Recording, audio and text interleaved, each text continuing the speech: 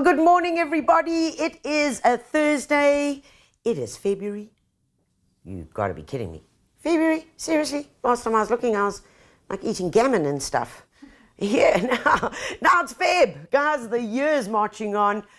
And this is our first Builders Masterclass. This is your Facebook Live. Welcome to all of you who have joined us. And for those of you that are going to be joining us a little bit later, when you're watching tonight, yeah, absorb it, get it all in. And guys, if somebody maybe has missed it and you want to tell them about it, just tell them they just got to go onto the Builders YouTube channel or on the Facebook and just like go back, reverse. Don't scroll that way, that way, that way. Okay, and then you'll find it. Yeah, then you'll find it. So, guys, I should actually be here in Water Wings. And you probably should be as well. You know, one of those belts. I think they used to call them Bentley belts. I remember those costumes that had all the those squishy things and that would keep us afloat. Guys, we've all needed those. I mean, man, we had something like 70 mils in 4 or 5 hours. Limpopo, Mpumalanga, rivers swelling up. Pretoria's had huge amounts of rain. The whole of KwaZulu-Natal. I was driving back last night. And I had to go through some really dodgy areas, but I'm telling you, the potholes I think were bigger than the car in some places, and you can't see them because they're full of water. So guys, I hope that you've been catching the rain. My tanks are all full. They are now overflowing. And I most certainly hope that you have made sure that your gutters are clean, yep. And that everywhere you are looking, you are going to see a little bit of mess. Okay, yes, because water would have run down there, maybe gravel moved. Well, it's hoping that in the next few days, when the sun does come out and it still is a bit overcast, it's the perfect time to get into the garden. So with all the rain, all the humidity, yeah, you guessed it, I saw the critters this morning. In fact, a day ago when I looked at those plants, they had leaves. This morning I was walking in the garden, they've got nada. They look like one of those Vodacom towers. You know, where the birds are stripped, you know, those poor palm trees, where the birds have stripped all the leaves and it just sticks like this, sticks. Well, that is what my Cleome looks like now. And clearly it is a caterpillar that has decided to really enjoy my Cleomes because it's only eaten those, nothing else around it.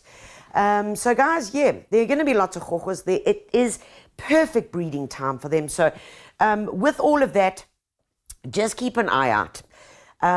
There are going to be lots of fungal diseases, guys. So please get hold of an organic fungicide. Have it ready for you so that when you do see yellow spots on the leaves, you do see brown spots, you can then spray. All right. So an organic fungicide, eco insect control for chochos, caterpillars, aphids, bugs, and then also there is Organocide Plus, which really does the job.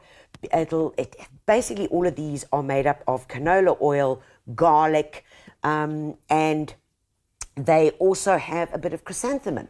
The chrysanthemum plant, yep. So you can use these really confidently in your garden and know that they're going to be safe.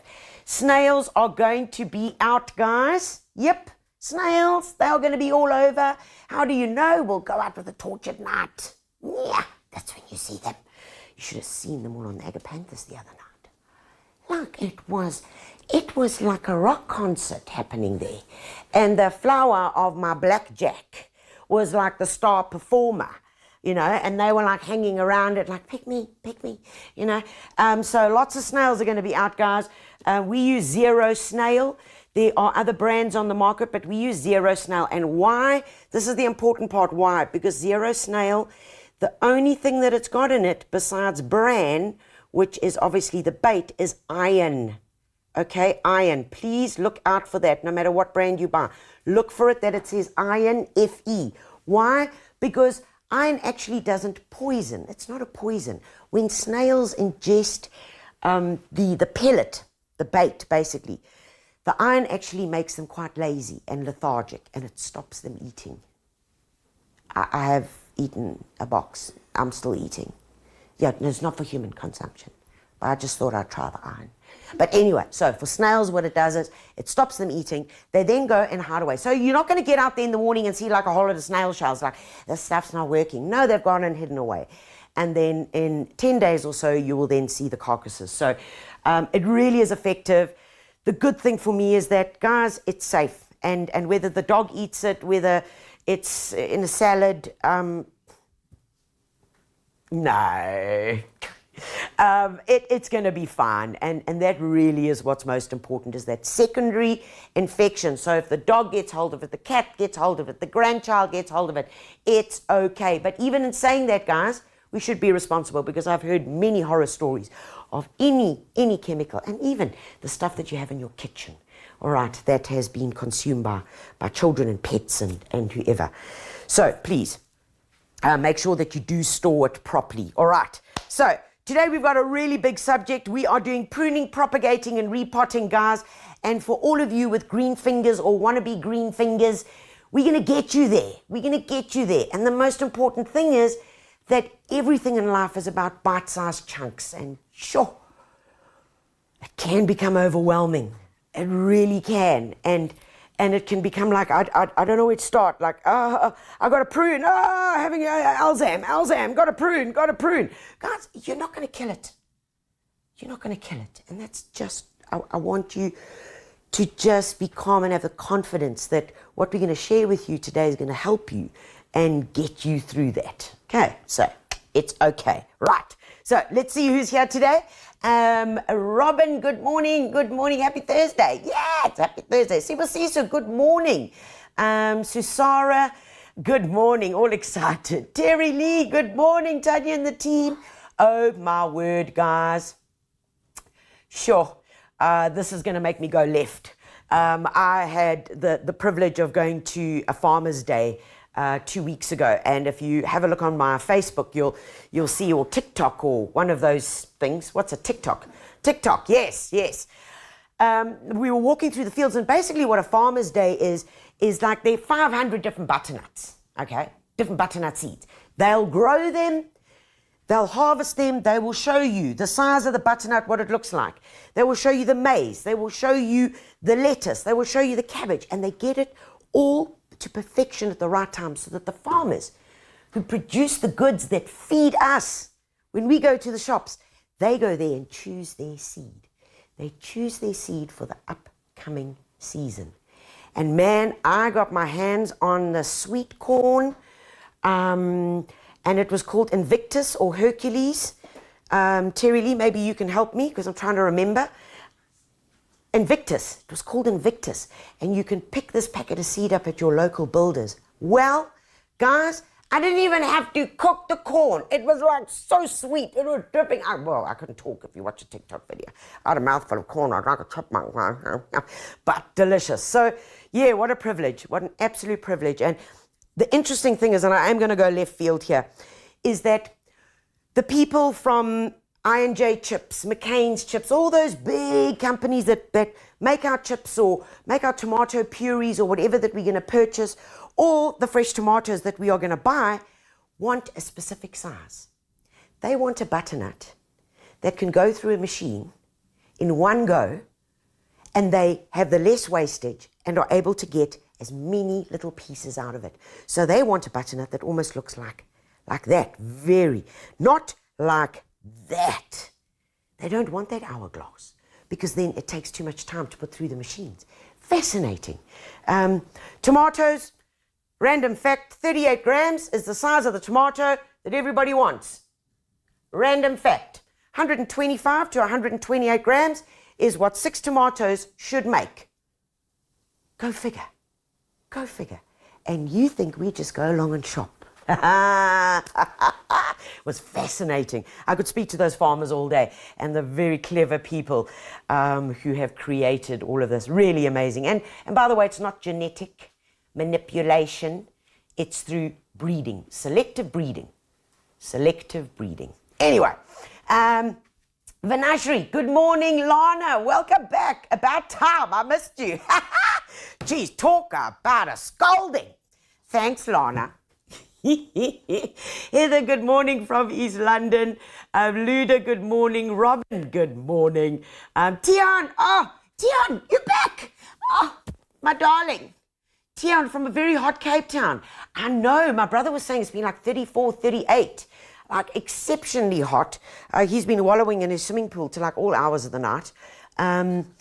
Tian, good to have you back. He's my secret boyfriend. Not a secret anymore. Anyway, Chantal, good morning. Renata, good morning. Good morning. Oh, guys, it's good to see you all here. Right, we got to get straight into this because we've got a lot to get through. It's incredibly humid here today, so I am going to be probably pouring with sweat, but never mind. We've got a lot to get through, so let's go. Let's start with the big question, which is the question I'm asked if I'm giving a presentation, if I'm doing a lecture, if I'm doing a masterclass at one of your favorite builders. When do I prune? When? Well, it's a very broad question. It's a very broad question. When? So I'm going to break it down and keep it very simple, guys. Very simple, and this is what you need to think about. Number one, it's best to prune when you've probably had an argument. You really get into it. It's a great form of therapy, and not only that, but you can make lots from it. And when I say make lots from it, that's when it comes down to the propagating. Now, we prune for various reasons. Number one is to control shape and height, especially with hedges. Okay, think about it, shape and height. We can prune it. We also prune to allow airflow. Now, if you think about a shrub or any plant, and we'll take this guy over here, who is in desperate need of pruning. When you prune, if this was very thick in here, when there is limited airflow in a plant, in a shrub, in a tree, you stand higher chances of diseases. So, pruning allows light and air. Light, because what makes leaves grow? Light. They need to photosynthesize. So when there's more light, you get more leaf growth. Okay, so in this case, take a look at it. Perfect example. Heavy foliage on the top, very, very heavy foliage, which means no light is getting in here. So if no light is getting in here, we're going to have slower growth. Okay, slower growth. So pruning, allow light, allow air. Next thing, we prune to rejuvenate. Very important.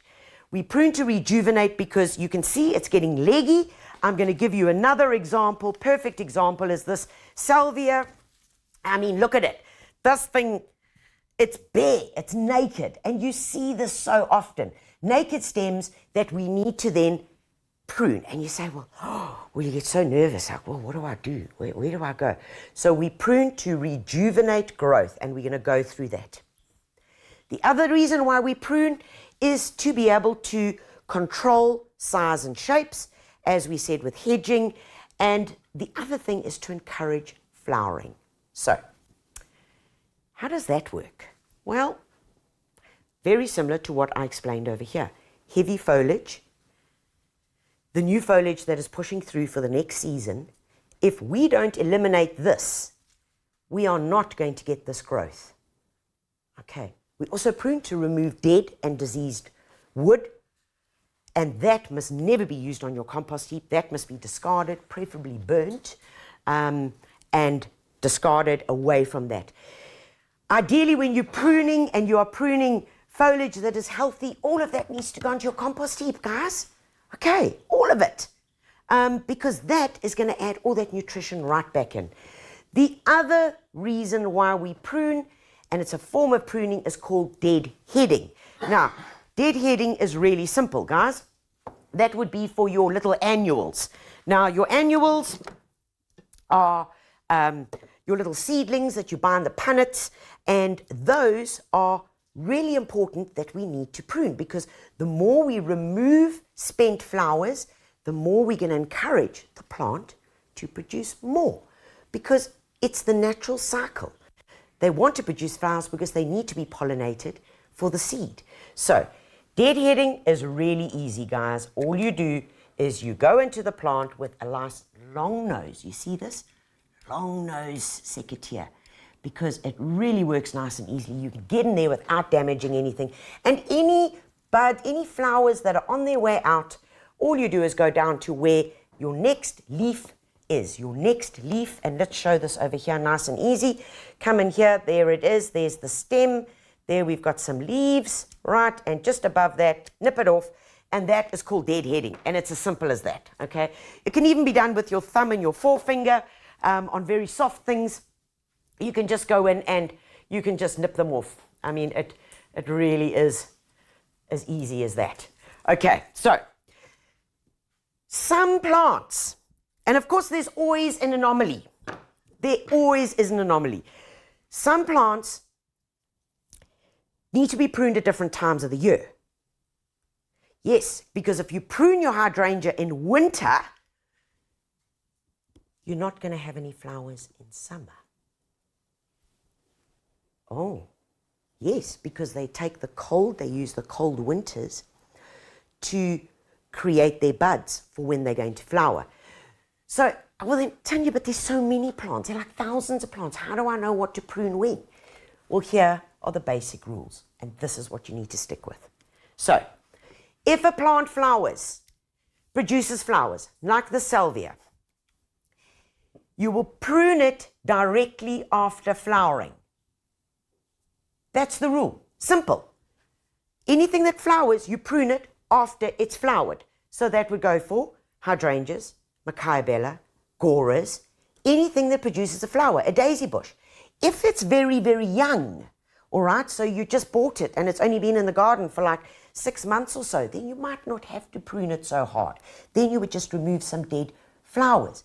But if it has got long and leggy, like this, yeah, and we seriously need to bring this growth back, after flowering, we would prune. And nature makes sure that you're not pruning at the wrong time of the year. Isn't that fun? So we don't need to even stress about that. So that is the one rule. You will prune flowering plants after they have flowered. Evergreen plants, so we're talking about hedges, machiabella, foliage plants, they can be pruned almost at any time of the year. However, I'm going to say this to you, during the winter months, really hold back on that, because that's when the plants are under the most stress. So the best time, and when a plant can have the best chances and opportunity of recovering, is when? In spring and summer. Yes, in spring and summer. When the temperatures are rising and plants can really get the sap flow through and they can recover really quickly. If you're in the subtropical areas, pruning in autumn of a lot of your evergreen plants is also an option. Why? Because we don't have the severe frosts. Okay, so it's when the plant has the best chance of recovery. Deciduous fruit trees, prune late in winter, but that's another whole masterclass all on its own. Roses, exactly the same. They need to be pruned in winter. So, standard rules. Prune it after it's flowering. Evergreen, snip, snip, prune, prune, control your shape. Trees, evergreen trees, any time of the year. Deciduous, best to do it in the winter months. Why? Because you can see the shape because it's lost its leaves. And you know one thing, when you're pruning, don't be like right on top of the plant. Stand back. Stand back and have a look what you've done. Now, people say to me, oh, how much must I prune off? Okay, standard rule of thumb. When pruning, you will remove 2/3 for a hard prune. 2/3 of the foliage, a light prune will be 1/3. So this would be a light pruning. What we do is we go down to where we've got some a new growth point, a new node, and that would be just what we call a light pruning. And this little guy is broken off there, so we can even go to there. So a light pruning, we are literally, you see, just removing 1/3. A heavier prune would be more, 2/3. So then we would go down to a bud. Okay, you can see that, just above the bud. There we go, just above the bud. Here we're going to go down. We're looking, where's my next node? There it is. There's one there. There's one there.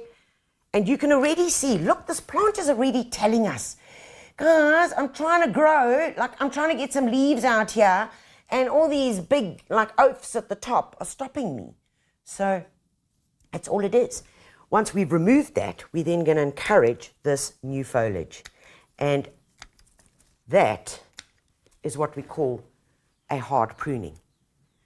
This plant within no time is going to recover. And how is that? Because when we prune, the plants say, hoo, gotta grow. They push growth hormones at a massive rate all the way through to the nodes and force it through, which is quite a remarkable feat of nature. So, same with this over here, very heavy on the top. All we would do is we'd go down to some nodes, and here I'm going to do quite an aggressive prune.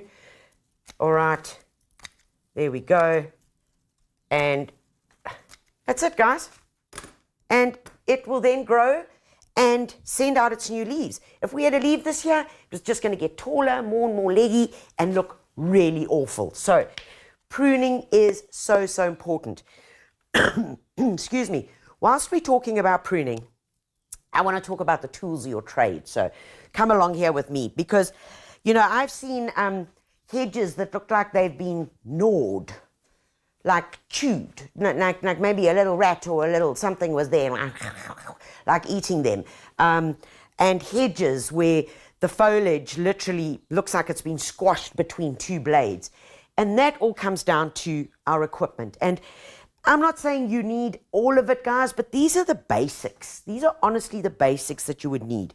One is a good bypass secateur. Okay, bypass, because this blade bypasses that blade. Okay, for soft, medium wood. Okay, then we get what we call an anvil. Where's my anvil? It is over here. This is, no, I've only got bypass now. Please find me an anvil there. I don't know what I did. Oh, never mind. I'll show you it here. You also get a secateur that is an anvil. Now, an anvil secateur is where your blade strikes onto a solid base. Okay? And that is, hold on. Exhibit A has just entered the room. This is an anvil. Do you see? There's your blade. And then it sits onto the base. So this is really good for plants that are slightly more thicker, that are a bit more harder, so semi-hardwood to hardwood plants. And it gives you a bit more leverage. You'll also notice that this blade, okay, is much shorter because we want more strength. The blade allows us to concentrate where we're going to do the prune, and it just gives us a little bit more leverage. Okay, so those are your secateurs. And then, of course, the long nose secateurs that I showed you earlier, which are great for deadheading. Nice and simple, picking herbs, deadheading, doing a bit of flower arranging, that's what you want. Okay, a good garden saw, yes, always necessary. And these with the curve, man, they make life so much easier. And remember, the new saws cut on the push and the pull. The push and the pull. You never force a saw. Never, ever, ever. Let it glide and let the saw do the work. With your loppers, which are these, which are for bigger, it helps you to be able to get in there and do some really intense pruning, especially for trees and large shrubs. And the same with those. You get one which is a bypass. Can you see? That blade is bypassing there. All right. And then you get the anvil, which is for the more difficult, aggressive pruning where you're needing to get in. Next thing we're going to need, hedging shears. Good old-fashioned hedging shears. Keep them nice and sharp. Clean them afterwards. And guys, this is for all of them. When you are finished using your gardening tools, when you are finished, give them a wipe down, please. Give them a wipe down, all right? Give them a wipe down. And then a little bit of Q20, WD-40 onto them with the rag, and then just give them a wipe. All right, nice and easy. Do that. They'll last forever, and they won't end up looking like these rusted second-hand parts that belong to a Volvo. You know what I'm saying. Another way which really helps to keep your tools nice and clean and stops them from rusting is just take a bit of river sand, put a bit of a cooking oil in there, cooking oil, olive oil, cooking oil's cheaper, and you mix that in, and then you just pop your tools inside there and it stops them from rusting. Nice, quick, easy tip. Okay, the last thing that you're going to need is one of these beautiful sheep shear. Simple, easy, no springs, easy to sharpen, easy to maintain, and guys, it doesn't even have an engine. We're the engine, and it does the job. Okay, so those are your basic pruning tools that you will need. Let me take this back over here. Right, so we've gone through the basic pruning of your evergreens, of your flowering plants. Remember, after flowering is when you would prune. These we are just going to put on the side here.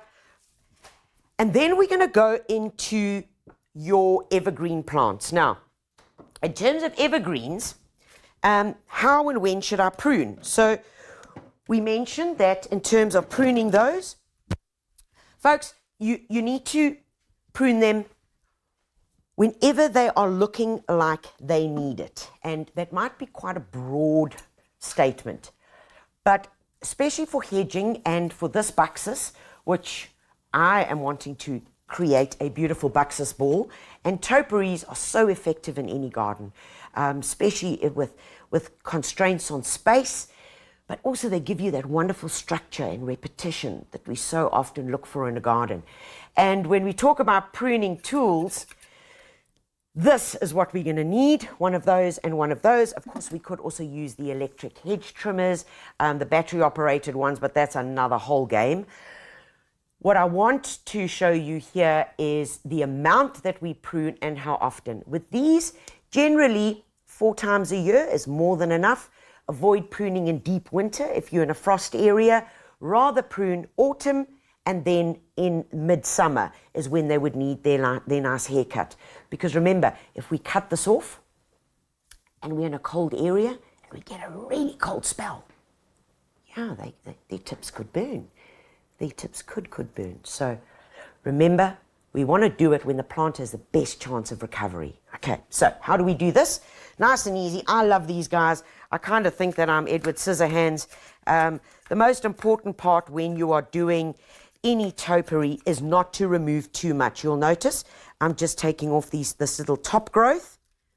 I'm not going deep into the plant at all. One of the biggest mistakes we make, it's much like when we're mowing our lawn, guys. It's like, hold on, let's cut it short, so I don't have to cut it next week. Then what happens? Sun comes out and burns it. Yes, because you've removed so much of the foliage that now we into this young tender foliage in here, which hasn't seen the light of day for a long time, and it's going to be like putting you on Durban Beach without a factor 50. And what happens? You get burnt, baby, burnt. Importantly, when we're pruning topiaries, guys, is move around the plant. Move around it. Keep your wrist at an angle. Remember, we are not pruning squares, so work with it. Turn your blade. Flip it up. Sideways. There.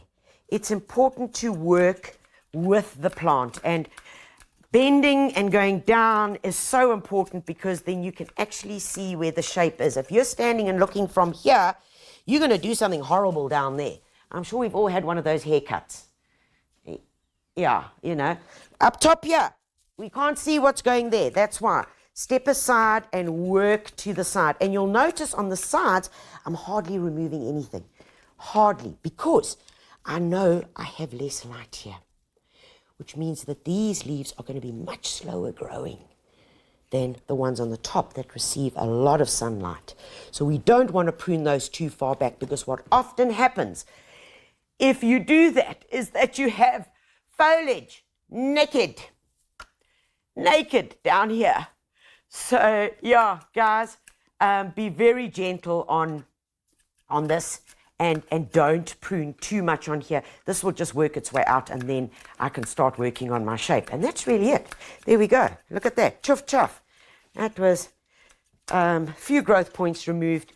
And what is going to happen now is out it comes. Lovely. Okay. That's pruning in a nutshell, guys. What I'm going to do now is I'm going to go into propagating. And sure, propagating is big, but it's so much fun. And yes, you're going to make some mistakes and some things aren't going to grow, but that's why we take 3 or 6. So if we get a 50%, we got 3 plants. It's not like passing matric. Know what I'm saying?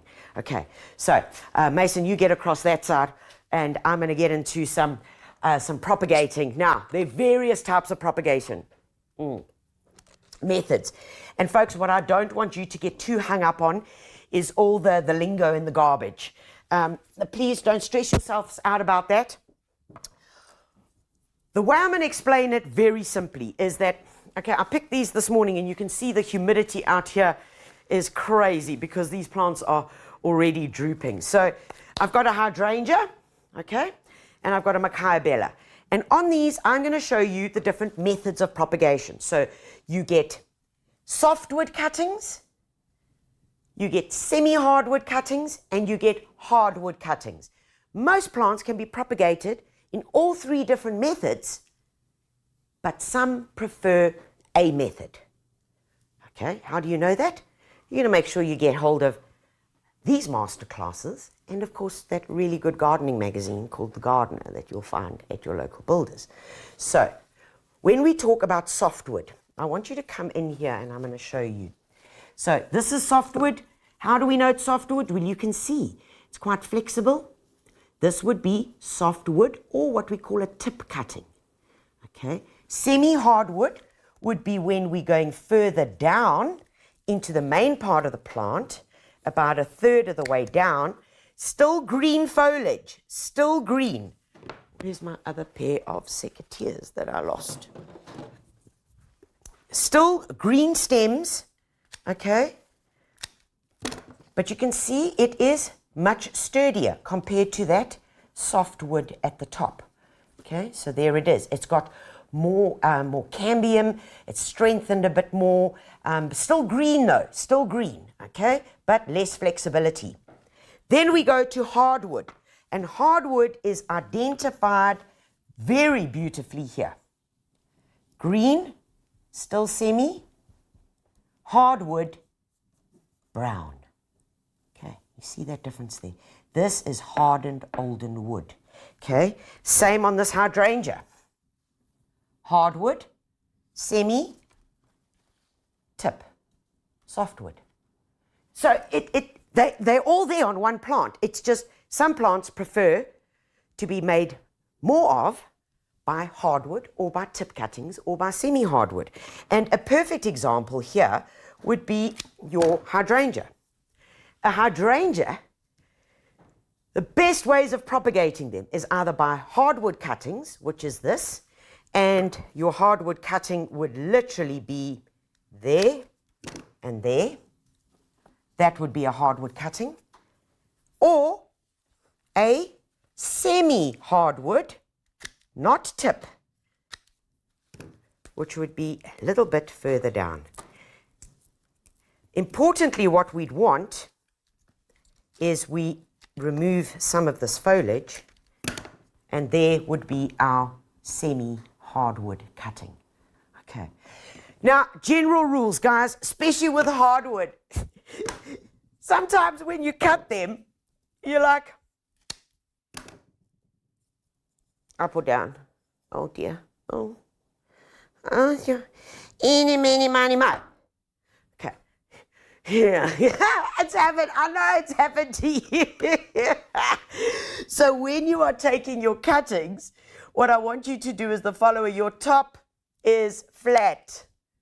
Okay, your top is flat. Your bottom is angled. Why do we angle the bottom? We angle the bottom because we immediately have more surface for rooting. Because the surface area of this, as opposed to the surface area of a flat, big difference. Big difference. Okay, that's going to give us more rooting surface area. And as a general rule, what I'm going to say for hardwood cuttings, one of the best things that you can use is plain river sand. We call it river sand or Amgani, guys, and hardwood cuttings work best in this. Now, before we get down to the detail, I'm going to remove all these things now. So we now know the difference between semi-hardwood, soft, tip cuttings, and hardwood. Okay, right.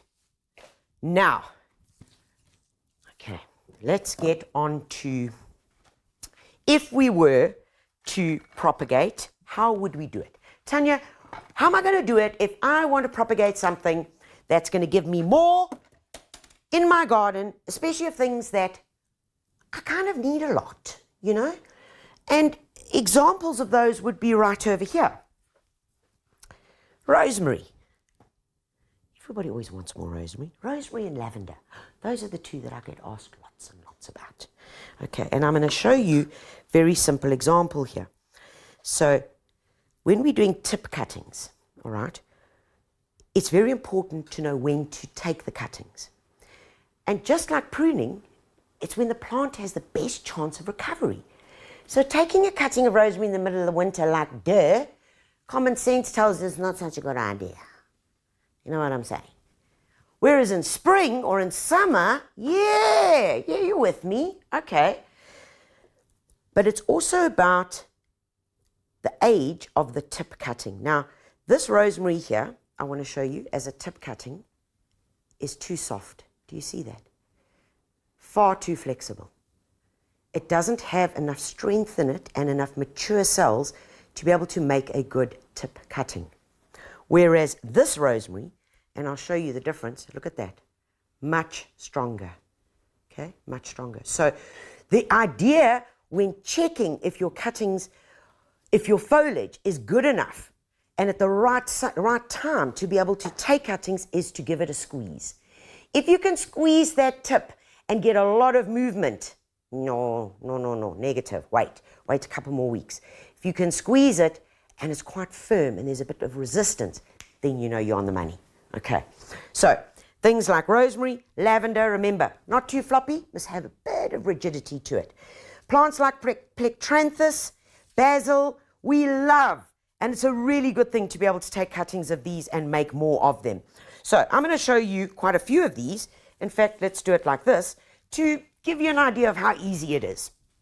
Okay, so of course, with any propagating, there are various things that you can use. Guys, we can do them into a tray like this, okay, with good drainage holes. We could do them in a big tray, depending on how many we're taking, all right, or if we're only doing one or two. And I get that, because, like, what are you going to do with 100 lavender? No, I don't know. But sometimes we just need 3 or 4.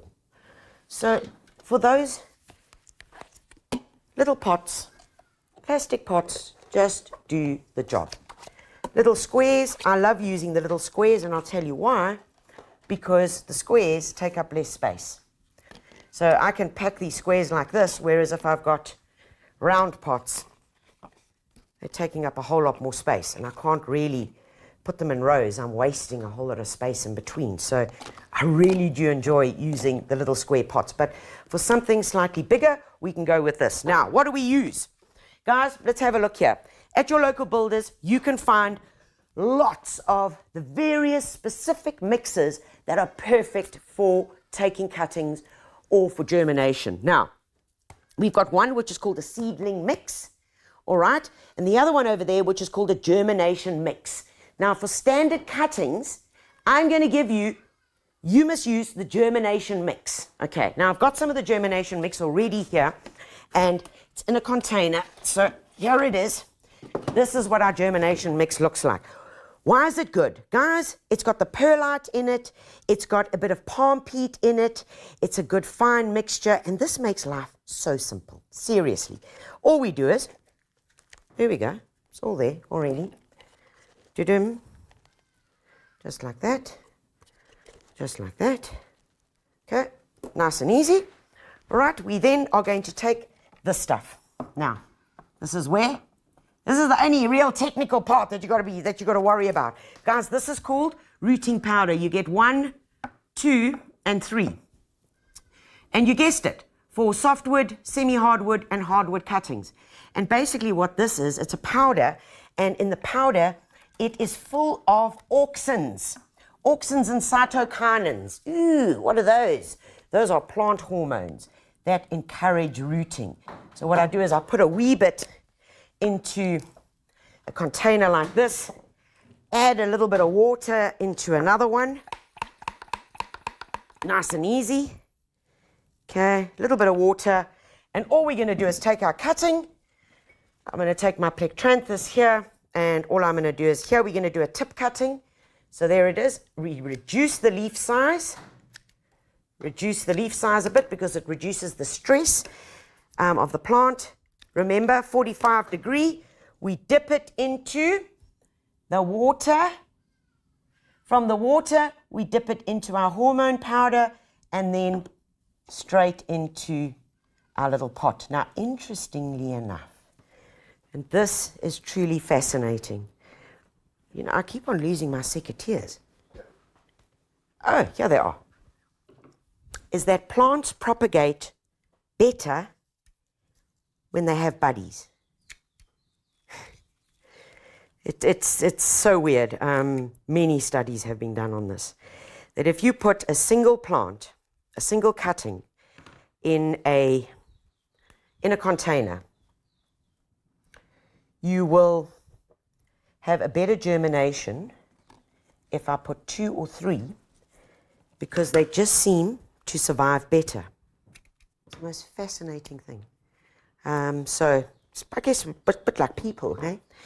We don't really like being on our own, but together, we just feel we did that the wrong way around. So try and avoid this. Rather do 2, okay? And in that way, you're going to get a much higher success rate. So from there, a good sprinkle of water. And here, guys, we need to keep it not in a brightly lit spot, not in full sun, but in a well-lit spot.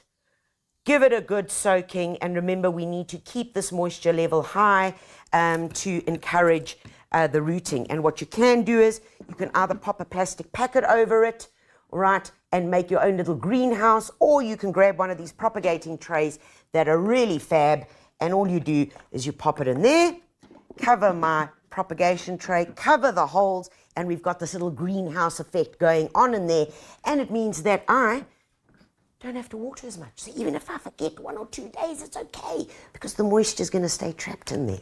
Okay, really nice and easy. So those are the basics. Using your hormone powder, depending what you are propagating, because we've now established what is what. Okay, so you got tip, semi-hardwood, hardwood. Right, you got it. This is also a very cool little gizmo. And I'm going to show it to you very quickly, because if you don't want to get one of these, you know, you want to do a few cuttings, this is like an all-in-one little propagation tray. Look at it here. Ach man, mommy. Look, little cardboard here. It's got a little tray, okay? There it is. So pop my cuttings in there, or my seeds into there, and here's the lid, and there I've got a little closed propagation unit. And of course, once they've grown and it's time for them to move on, you can simply just tear this, because it is cardboard, and plant this whole thing into the ground or into the pot for where it needs to go next. So nice and simple. Okay, right, that was propagation in a flash, in an absolute flash. Next thing I'm going to go on to is your indoor plants. And this is a big one, guys. Your indoor plants, how do I propagate? How do I make more? Gosh, we all want to make more, but come and have a look over here. Some plants, your indoor plants, and I'm just going to grab my secateur. Mason, pop around here with me, please.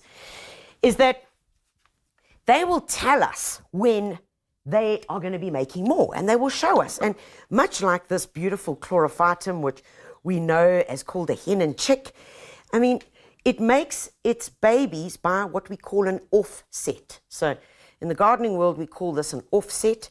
And here it is. And you can see it's already got roots. I mean, come on, guys. Could this get any easier? All right. And then all we need to do here, is as soon as the baby is a little bit mature, it's not small. You don't want to take this little guy off. He's too small. Okay. When he's got some roots on him, you're going to then take him off, cut him off like that, and we're going to propagate them, and we're going to show you ways of propagating. The same with this philodendron. Look at this philodendron here. Okay, from the jungles where they normally grow, climb up trees. Here we are seeing, look, there are the roots already, the aerial roots that are starting. These roots will then attach to soil, attach to bark, be able to draw off the nutrition. So here again, let's just take that off. Oh, and we can make babies. You see? Nice and easy. As simple as that, guys. So this is one way of propagating, which makes it so easy. And have a look here. Don't go far. Because we can simply take them, my little hen and chick, pop it into a glass of water. Look at that. There are all the roots. Oh, look at you. Look at you. Very happy. In this container, just with water. Here's our little philodendron. Exactly the same. That's one way of doing it. The other way, of course, is then taking little pot, and we'll take a little round pot in this case. Now, because we are doing an indoor plant, it needs slightly different conditions. Slightly different. So what I'm going to recommend for that is that we are going to take a seedling mix, which is this over here. We're going to take a bit of the seedling mix. The seedling mix has some perlite in it, and it has a lot of organic matter in it. But it is quite a heavy, it's incredibly nutritious. But what I do want to do is into the seedling mix, I want to add a little bit of perlite.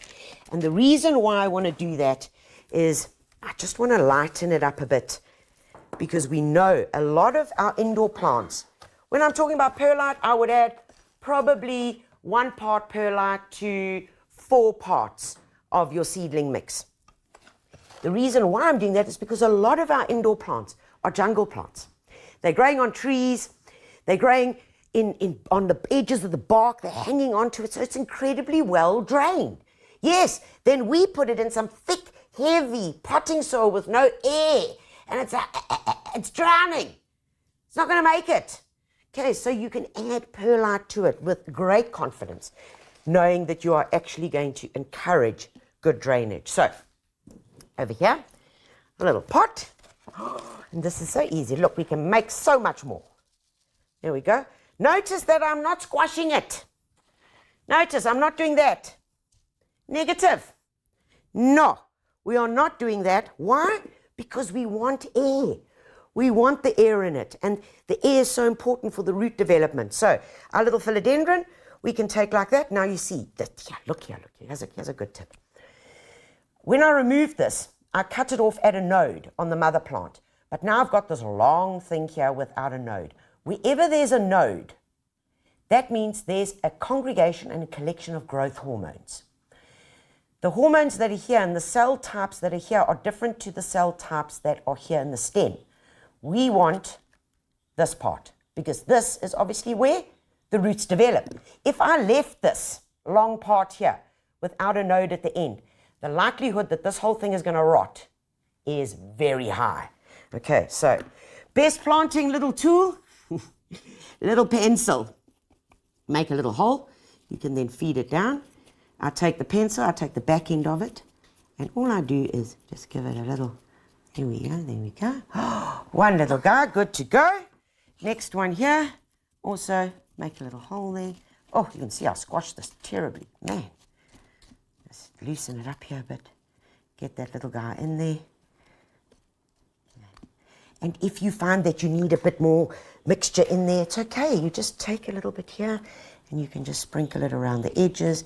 And when you're finished, always tap, tap, tap, tap, tap, and it just gets everything into its spot. And there you go. Where do we put them? Bright light, not direct sun, because remember, we're trying to mimic where it came from. But anyway, if you're taking a cutting, guys, you're not going to take a little cutting like this. It's got no roots, no anything, and put it in the full sun and say, grow, grow, forest, grow. No, needs good light. Very, very good light.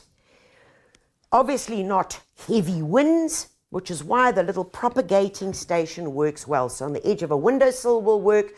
on a patio that gets some filtered light. Those are kind of the conditions. You want gentle. You want something gentle. And within a few weeks, guys, these will get going.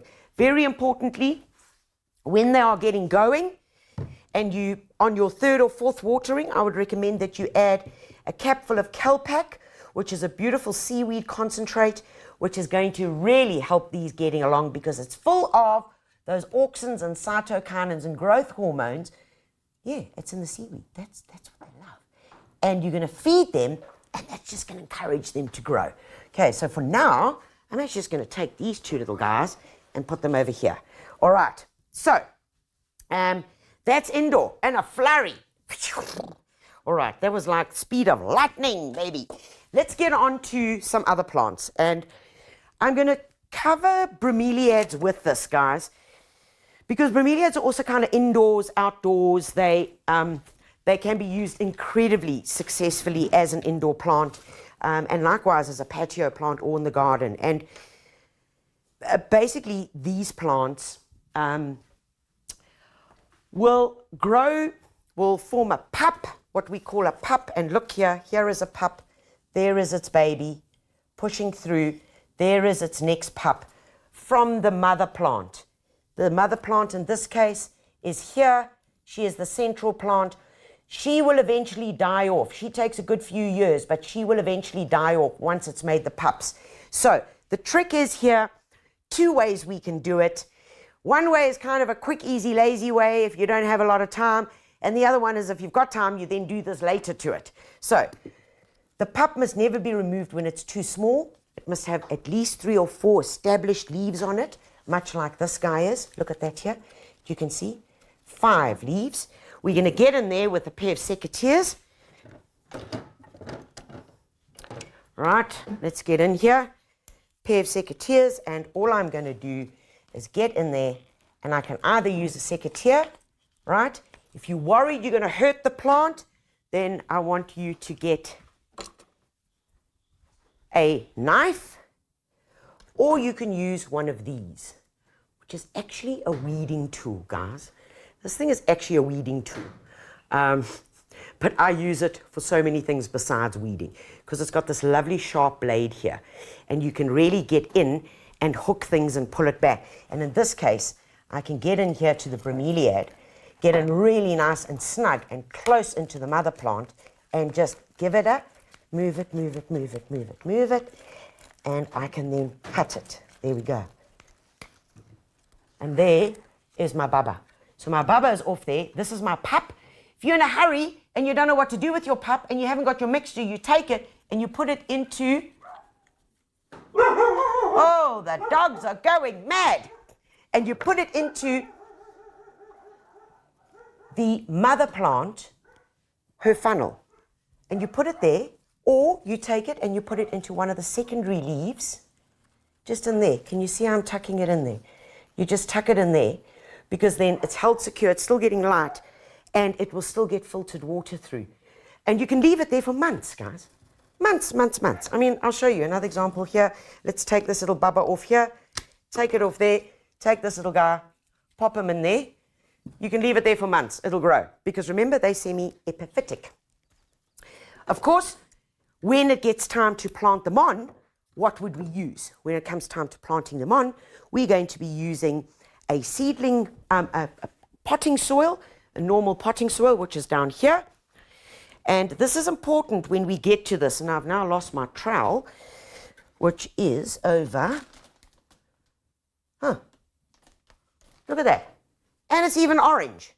And I lost it. Never mind. See what happens when you're in a flurry and you're gardening.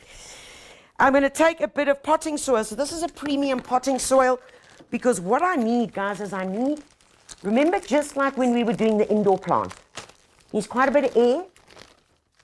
And your potting soil is generally a much chunkier product that has a more rougher consistency. And that's what we're looking for. We're looking for that in a lot of our plants that require that. And what are we talking about here? Well, we're talking about bromeliads. Excuse me. We're also going to fill into that area plants that require well-drained soil. So that would also be your succulents. It could be your camellias, a lot of your pots, your agaves that are needing to be containerized. So that's when we would use this. Now, remember, they are semi-epiphytic. Much like we did with our other soil medium, I am going to add in a bit of perlite. Okay? Same ratio, about 1:4. Right? A bit of perlite for good drainage. And nice and easy. I mean, guys, this really couldn't get any simpler. Little pot. Take this little bubba. Where's our little guy? There he is. Pop him in. Firm him down. Don't bury him too deep. Firm him down. Fill it up here. And there we've got a baba. Nice and easy. Remember, either pop it into the spout, the funnel, or you can just transplant it across there whenever you've got time. Okay. Now, lastly, gosh, we are running through these things. So I hope you're staying with me. Are you keeping up, guys? Are you keeping up? All right. Next thing we're going to go to is succulents and all things that ooze milk and sap. And how do we propagate those? Very easy, guys. Very, very easy. Very quick. Anything that produces a sap, which would be any of your euphorbia family, poinsettia family, any of those, when we cut it, yes, it makes a sap. Okay, this sap, if you get it on your hands, can be slightly irritating. It's not going to burn. It's slightly irritating. Okay, I want you to take that, and what I normally do is I just take an empty little punnet like this, and I just pop it in there. Okay, and I just pop them in there. Why do I do that? Because we want it to callus. We want it to form like a scab, a scar, right? And examples of that, here we go. These I picked, oh gosh, probably about 2 weeks ago, actually. You can see the scar that's formed there already. And the same over here. There we go, scars formed. Once the scar's formed, you can then confidently go and plant them. Guys, you're going to plant these into a mixture. I'm not going to do it because we're running out of time of, you would use a seedling mix. And I would add perlite to that, or I would add river sand to that, or you could simply take a seedling mix, add a bit of coarse gravel to it. We want a coarse, chunky mixture. All right, and that is what you can do your cuttings into. Now, very, very quickly, let me show you. This is an example here of the mixture that we've used. So you can have a look. It's quite chunky. You can see, there we go. There's some stone in there, some seedling mix. And that's your well-draining material. But these have all been grown via leaf cuttings. And leaf cuttings, very, very easy, guys. These leaves were removed from the mother plant. They were placed in here. And, I mean, look at that. There it is. From one leaf, we have got 1, 2, 3, 4 beautiful plants, right? And beautiful root growth. Look at that. You need to get out into the garden, guys. Next step. So those are your leaf cuttings. You can see they're exceptionally successful, and it really is nice and easy, guys. I do want to show you here is that when we're taking leaf cuttings, or just your tip cuttings, which would be this. Let me just show you here. So if I would be taking this, I could take this and make an entire plant of it. But same thing, we would want that to scar. All right, and here's an example of one that's been left and it's created the scar. And there the little aerial roots that are starting. Now we could then place it into our seedling mix or our mixture that we've made. Likewise, the same thing I would do. I could actually take a few leaves off here just to lighten it a bit. Pop it into there, let it dry a bit, and from there we can then go and plant it. These leaves are the leaves that we would then use there to propagate. Nice and easy, hey? Okay. Next way that you can do it is by beheading. Beheading is hectic, guys. Nerves. Trust me, I still get stressed out when I behead. I mean, this guy I beheaded, I think, a week ago.